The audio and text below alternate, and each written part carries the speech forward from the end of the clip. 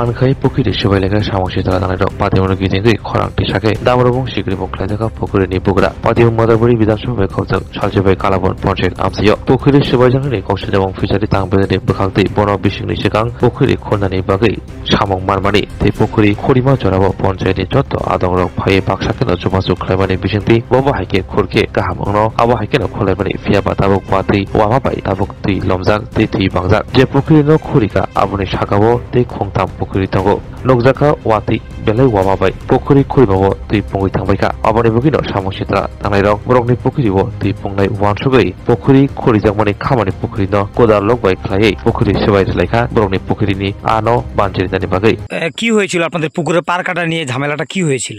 ঝামেলাটা এতটুকু হয়েছে যে বৃষ্টি অতিরিক্ত বৃষ্টি জল হয়েছে বাড়তি জল ভোর থেকে এসে দুইটা পুকুরের জল পার ভেঙে ওরার পুকুরে লেগে পার ভেঙে গিয়ে এই জন্য আমাদের পুকুরের পার এরা কেটে দিতে আসছে। আপনি বাধা দিলে তারা কি করে? আমাকে তো বলছে এখানে আসো, তোমাকে এখনই মাটি দিয়ে দেবে, মাটি পুঁতে দেবে বলছে। এটা কারা বলছে এই কথাগুলি? কারা বলছে? ওই যে রাজীব পাল, সঞ্জয় পাল, বিশেশ্বর পাল, সুতন পাল, তারা সবাই মিলে। পুকুরের মালিক কে ছিল মূলত? হেরার পুকুরের মালিক। মালিকের নাম কি? পুকুরের মালিকের নাম কি? মালিক বাবা। তারা যৌথভাবে 3 ভাই আছে, রাজীব, সঞ্জয়, বিজয়। আর হেরার কাকা টাকা যত আছে পরিবারে সবাই এসেছে, বাঁশ কেটে এনে পার করে দিয়েছে, ফুঙ্গা করে দিয়েছে। আমার যেন জল আপনার পুকুরে জল ঢুকে যায় বা হ্যাঁ জল ঢুকতে আসে অটোমেটিক। ওই এখানে ভেঙেছে এই জায়গাটা। আমি তো ডরে আসিনি, আমি তাড়াতাড়ি ওই যে তার কাছে গেছি, ভাই কী করতাম? আমরা কথা মানবে না, আপনি পঞ্চায়েতের লোকের কাছে। পঞ্চায়েতে জানিয়েছেন? পঞ্চায়েতের লোকের কাছে গিয়েছি আমি, তারা এসেছে বাধা দিয়েছে, তখন না এই জায়গাটার নাম কি? উত্তর কালাবো। আপনার নাম কি? আপনার নাম কি? আমার নাম রানুবালা পাল। আর যখন এই দিনটা ভাঙছে পঞ্চায়েতের পাকা দিন, তখন তো আমি 4-5-7 ঘন্টা জমিনের ধান আমি খাইতাম পারছি না। পঞ্চায়েতের লোকে আবার মাটি কেটে তারা কিছু হলে মানে কি সবাই একসঙ্গে সংঘবদ্ধ এসে আক্রমণ করার ইয়ে করে? হ্যাঁ, আর বলেছে আমাকে 10 বছর 20 বছর পরে হইলে আমার বাড়িতে এসে কাটবে। তারা হুমকি দিয়েছে? আমার ছোট বউ, ছোট ছেলে একা ঘরে ঘুমাইছিল। আমি বলেছি বাবা আমরা সবাই একখানে থাকবো, তারা একখানে মেরে। এলাকার লোকজনকে জানিয়েছেন বলে তারা কি বলছে? তারা বলছে চুপ করে থাকো, তারা কি এত কি সাহস হয়েছে বাড়িতে এসে কাটক না দেখি। এখানে আপনাদের সঙ্গে পুকুর কাটার বিষয়টা নিয়ে কি হয়েছিল?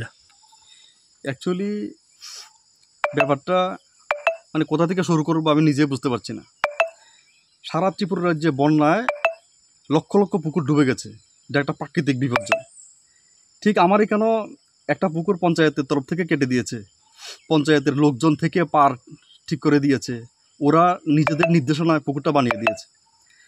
কিন্তু এবার বর্ষায় প্রচণ্ড পরিমাণে জল হওয়াতে আমার উপরের দিকে আরও 2টা পুকুর আছে, ওদের পুকুর নাকি ভর্তি হয়ে যাচ্ছে, যার জন্য ওরা সংঘবদ্ধভাবে 14-15 জন লোক এসে আমার পুকুরের পার কেটে দিয়েছে। তাহলে আমি এটা বুঝতে পারছি না, আমার যদি অন্যের পুকুরের জল ভর্তি হয়ে যায় এলাকা, এই জন্য কি আমি আরেকজনের পুকুরের পার কীভাবে কাটতে পারি? এটা তো কোনো নিয়মসঙ্গত ব্যাপার বলে আমার কাছে মনে হয় না। আমাদের ভারতবর্ষে অ্যাটলিস্ট সংবিধান অনুসারে দেশ চলে, কিন্তু এটা তো গায়ের জোরে আমি যা খুশি তা করে নেব, এটা তো অ্যাকচুয়ালি মেনে নেওয়া যায় না। যার জন্য ওদের সঙ্গে তো লড়ার মতো আমার কেউ নাই। আমার এখানে বাড়িতে মা আছে, ছোট ভাই আছে, ছোট ভাইয়ের স্ত্রীরা আছে, ওরা বাড়িতে থাকে। ওদের পুকুর কাটার সঙ্গে সঙ্গে আরও ধমকি ভরা গালিগালাজ, বিশ্রী ভাষা এগুলো তো চলতেই থাকে, কিন্তু ওরা কেউ সামনে আসার সাহস পায় না।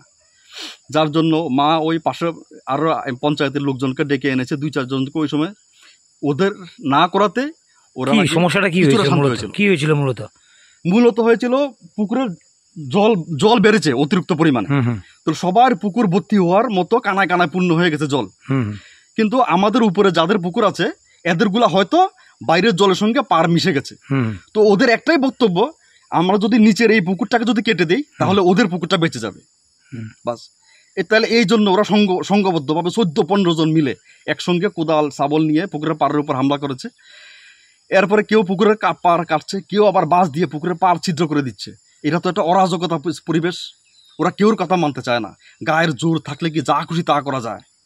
আমি তো অনেকজনের সাথে কথা বলেছিলাম এই পঞ্চায়েতের এরিয়াতে, যারা ফিশারি ডিপার্টমেন্ট থেকে আমাকে পুকুর কেটে দিয়েছিল। ওরা বলছে না, এটা তো পুরো অন্যায় কাজ। কারণ যদি জল যেতে সমস্যা হয় এটা আমরা দেখব। জলের জায়গা ড্রেন বড় করতে লাগলে আমরা করে দেব। কারণ জল যাওয়ার জন্য পাকা ড্রেন আছে, সরকারি ড্রেন। আমরা তো ড্রেন বন্ধ করিনি, পার তো আমি আমার জায়গার মধ্যে দিয়েছি। আমি যদি সরকারি ড্রেন বন্ধ করে দিতাম তাহলে না হতো যে ওরা সরকারি ড্রেন বন্ধ করে দিয়েছে, এই জন্য আমাদের জল যেতে পারছে না। কিন্তু আমি তো আমার জায়গাতে পার দিয়েছি। জল বেশি হওয়ার কারণে জল যেতে সময় লাগছে, তাহলে এটাকে সবাইকে মানতে হবে। এই জন্য আমার গায়ের জোর আছে, এই জন্য আমি 14-15 জন মিলে কেউ পুকুর পার কেটে দেব, এটা কি করে সম্ভব? তাই ওদের সাথে তো আমাদের পেরে ওঠার মতো সম্ভব না, আমরা তো নিরীহ শ্রেণীর লোক। তাই আমি শেষ পর্যন্ত এসডিএমের কাছে একটা লিখিতভাবে অভিযোগ দিয়েছি। এখন আমি আশা রাখছি এসডিএম সাহেবের কাছে উনি ব্যাপারটা সিরিয়াসলি দেখবেন এবং অন্যায়কারীদের কাছেও জানবেন যে এরকম কাজ সংঘবদ্ধভাবে গায়ের জোরে কি করা যায় কিনা। এই জায়গাটার নাম কি? এটা উত্তর কালাবন গ্রাম পঞ্চায়েত। বিষয়টা কি এইচডিএম কে জানিয়েছেন? বিষয়টা আমি এসডিএম এর কাছে জানিয়েছি। পঞ্চায়েত প্রধান, পঞ্চায়েত এলাকার লোক কি বলছে? পঞ্চায়েত এলাকার লোক বলছে এটা তো অ্যাকচুয়ালি ওরা করতে পারে না। আবার পঞ্চায়েত এলাকার লোক আমাকে বলছে ওরা নাকি উল্টা আবার 3 পঞ্চায়েতের লোককে ডাকানোর প্ল্যান করেছে। আমি বললাম এরা কেন? ওদের নাকি মাছ যে বের হয়ে গেছে এটা লস হয়েছে ওদের, এই জন্য ওরা 3 পঞ্চায়েতের লোক ডাকাবে। তো ওরা আমাকে বলেছে ওরা 3 পঞ্চায়েত না আরও বেশি পঞ্চায়েতের লোক ডাকাক, এতে কি আছে, আমরা তো আছি। লক্ষ লক্ষ মানুষের পুকুর ডুবেছে, মাছ গেছে জলে, এই জন্য তোমরা অন্যের পুকুরের পার কাটতে পারে না, এই আশ্বস্ত ওরা করেছে আমাকে। অ্যাকচুয়ালি জল এত পরিমাণে বেড়েছে, আমার পুকুর থেকেও তো মাছ চলে গেছে, পুকুরের পাড়ের একদম কানায় কানায় পূর্ণ হয়ে গেছে। এটা তো স্বাভাবিক ব্যাপার। কিন্তু অন্য লোক এসে ওদের জল কমার জন্য আমার পুকুরের পাড় কেটে দেবে, এটা এইসব জিনিসগুলো দেখলে তো মনে হয় যে আমি ইন্ডিয়াতে নাই, অ্যাকচুয়ালি বাংলাদেশে মনে আছি, যেখানে জামাতি ইসলামরা ওই রকম করছে, গায়ের জোরে সব কিছু করে নিচ্ছে। কিন্তু ওদেরকেও এটা মনে রাখা উচিত, এটা ভারতবর্ষ, এটা সংবিধানের মাধ্যমে চলে, এখানে গায়ের জোরে চলা যাবে না। এই পুকুরটা আমার জুতের জায়গার মধ্যে পুকুর, তাও পঞ্চায়েতের লোকজন এসে সব কিছু দেখিয়ে দিয়ে কেটে দিয়েছে। কারণ আমি এখানে বাড়িতে থাকতে পারি না, কর্মসূত্রে আমাকে আগরতলা থাকতে হয়। এখানে পুকুর কাটা হয়েছে ড্রজার দিয়ে, ওদের নির্দেশনায় কাটা হয়েছে, এটা আমার জুতের জায়গা। তাহলে অন্যের পুকুর ডুবছে, ওদের পুকুর যাতে না ডুবে এই জন্য আরেকজনের পুকুর কি করে ওরা কাটতে পারে? এটা তো কোনো স্বাভাবিক? এমনিতে কি আপনার পুকুর ভেসেছিল? আমার পুকুর ভেসেছিল, কানায় কান্না পূর্ণ হয়েছিল একদম, কিছু কিছু জল বের হয়েছে।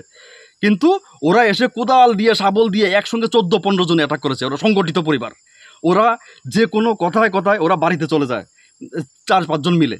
এভাবে একসঙ্গে থাকতে হলে তো এরকম হিংস্র মানসিকতা নিয়ে থাকা যায় না। কারণ একসঙ্গে থাকতে হলে আমারও তোমার প্রয়োজন আছে, তোমারও আমার প্রয়োজন আছে, এইটা একটা বন্ধুত্বপূর্ণ ভাব নিয়ে চলতে হয়। কিন্তু আমি দেখেছি ওরা অলওয়েজ হিংসাত্মক একটা মানসিকতা নিয়ে চলে। কোনো এক নাম কি তারা যারা এগুলি ওই কারা মূলত কারা এই এটা সংযুক্ত? আমাদের বাড়ির পাশের বাড়ি এই বিশ্বেশ্বর পাল এবং উরার ফ্যামিলি, সুদন পাল, শঙ্কর পাল হচ্ছে এই ফ্যামিলির মোর সিনিয়র পার্সন। উনি তো যদি ছোট ছেলেমেয়েরা যদি এগুলো করতো, ওনার দরকার ছিল এগুলোকে বাধা দেওয়ার। কিন্তু উনি নিজে বলছে তোরা কে কে আছো তা এখানে জিন্দা গাড়িয়ে দেবো। তাহলে একজন সিনিয়র মোস্ট পার্সনের কি এগুলা ভাষা হতে পারে? আরও মৃত গোপাল পাল, ওরা সবার বড় ভাই, ওরা ছেলে আছে 3-4 জন, সবাই মিলে 14-15 জন মিলে এখানে অ্যাটাক করেছে পুকুর পার কেটে দেওয়ার জন্য। আর আমার বাড়ির লোক তো কেউ আসতে সাহস পাচ্ছে না, এখানে না আসে এবার পঞ্চায়েতের লোকজনকে ডাকতে গেছে। আপনি থানায় বিষয়টা জানিয়েছেন? থানায় জানাইনি, আমি এসডিএম স্যারের কাছে আমি কমপ্লেনটা দিয়েছি। ডিএম কেও জানিয়েছেন? এসডিএম স্যারকে কমপ্লেন দিয়েছি, ডিএম স্যারকে কপি টু ডিএম স্যারকে আমি কি প্রত্যাশা করছেন? আমি প্রত্যাশা করছি ডিএম স্যার, আশা করি এসডিএম স্যার ব্যাপারটাকে গুরুত্ব সহকারে দেখবেন। কারণ না হলে এরকমভাবে যদি দুর্বলের উপর সবলের অত্যাচার হয় তাহলে ওই মানুষগুলো তো এখানে থাকতে পারবে না। ওরা আমার পরিবারের লোক আতঙ্কে দিন কাটাচ্ছে ওদের কারণে। কারণ ওরা কিছু বললে বাড়িতে 4-5 জন চলে আসে অ্যাটাক করার মানসিকতা নিয়ে, 14-15 জন মিলে এখানে অ্যাটাক করে দিচ্ছে। তাইলে আমার বাড়িতে আমার ছোট ভাইয়ের স্ত্রী, ছোট 2-3টা বাচ্চা, মা থাকে, ওরা ওদের আতঙ্কের কারণে বাড়িতে শান্তিপূর্ণভাবে বসবাস করতে পারছে না। এগুলো তাহলে কোন বিধানসভা কেন্দ্র? এটা মাতাবাড়ি বিধানসভা কেন্দ্র, উত্তর কালাবন পঞ্চায়েতের অধীনে। নিচের এটা হচ্ছে আমার পুকুর, এটা আমার পুকুরের পাড়। আর যারা হামলা করেছে এদের জমি হচ্ছে উপরের এটা, এর উপরে এদের আরো 2-3টা পুকুর আছে। তাহলে আপনারা দেখুন এই টিলার উপর থেকে এখানে এসে আমার পুকুরের দিকে ড্রেন ওরা কি করে কাটতে পারে? তাহলে টিলার জল তো আগে থেকে ওই সাইড দিয়ে নেমে যেত, ওই সাইড দিয়ে নেমে যেত। তাহলে ওরা এখানে কেটে ড্রেন করে দিয়েছে আমার পুকুরে, যাতে ওদের বাড়ির জলগুলা ঢুকে। এটা কি করে সম্ভব?